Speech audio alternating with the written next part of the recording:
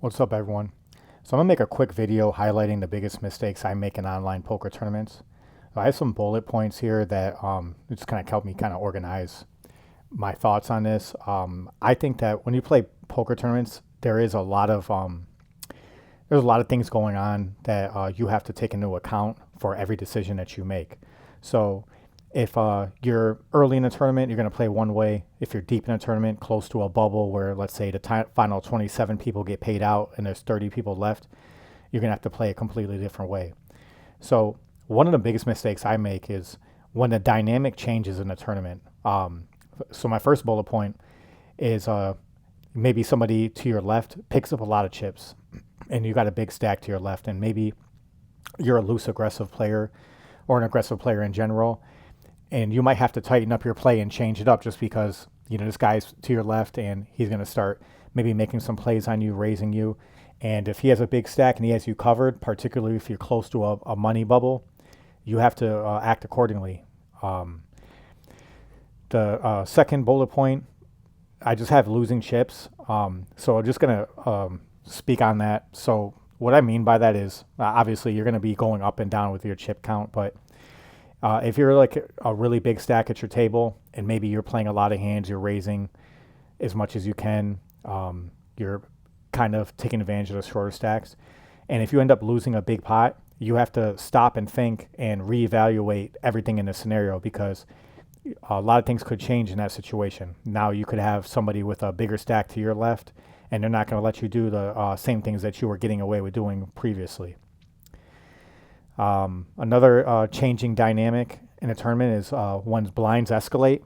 So this is a little bit different as far as what I was mentioning about you're playing a very aggressive strategy and you're trying to win a lot of small stacks. But you could be in a situation where you're in the middle or even in the upper middle as far as like your chip count, maybe the second or third biggest stack at your table. And maybe you got about 25 big blinds or so, 25 to 40 range. And then the blinds escalate. Now you're down to 17. Well, in this situation, you can't play the same style that you had before because you got much smaller chips stack count relative to the blinds. So you have to start making moves and finding different places to get all your money all in and pick up pots that way. You're probably not going to be able to play the same strategy that you were playing where you can raise and fold in certain situations as well. So you always got to keep, whenever the blinds escalate, I always look at my how many big blinds I have in my stack size and analyze everything and then look at all the players around me and see what's going on around me as well as far as what their chip count is and how I can start taking advantage of the table. Another one, and this is something that I just kind of thought about this yesterday, as far as like a dynamic change in online poker tournaments, is when you're playing a mystery bounty tournament and the biggest bounty is gone, or the bigger bounties are gone. There is a calculation. I don't have it right in front of me right now, but there is a calculation regarding how to calculate out the bounties for the mystery bounty tournament, and kind of see whether it's beneficial to go after chasing a bounty as opposed to just playing for making it all the way to the final table and getting a top 3 spot or winning the tournament outright. But certainly everyone knows that when they play mystery bounty tournaments, as soon as the mystery bounty goes into play, everyone starts playing differently. They're trying to knock people out, things of that nature. So if you're down to, like, say, the final 30 people, mystery bounty's been in since maybe the final 70 or approximately, and you're in a situation where all of the big bounties are gone, then you need to reevaluate and understand that the most EV that you're going to get in this tournament is going to be going as far as you can and making a top 3 finish or winning the tournament out completely. So you're probably not going to make a very loose call on somebody who's shoving all in. All right, so those are some of the things.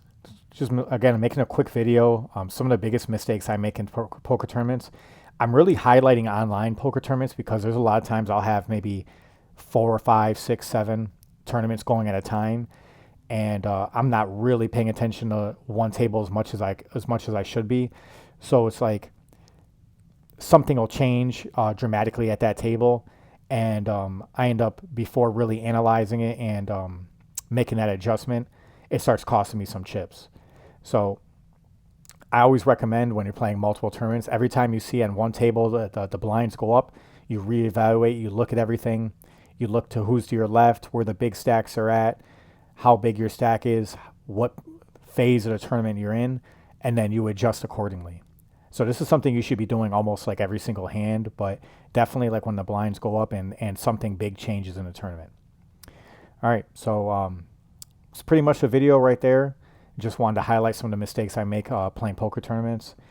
Particularly, this is towards the online poker tournaments, because if you're playing live poker tournaments, you shouldn't have this issue where you're allowing something to a change to happen and you're not analyzing it in real time. But in online poker tournaments, a lot of people fall into this trap of being very robotic and playing multiple tables, and you can't. You got to try to avoid that as much as possible. So I hope you got some value from this video. Please feel free to leave a comment. Any suggestions you have about the video or comments, I'd love to hear them. All right, thank you.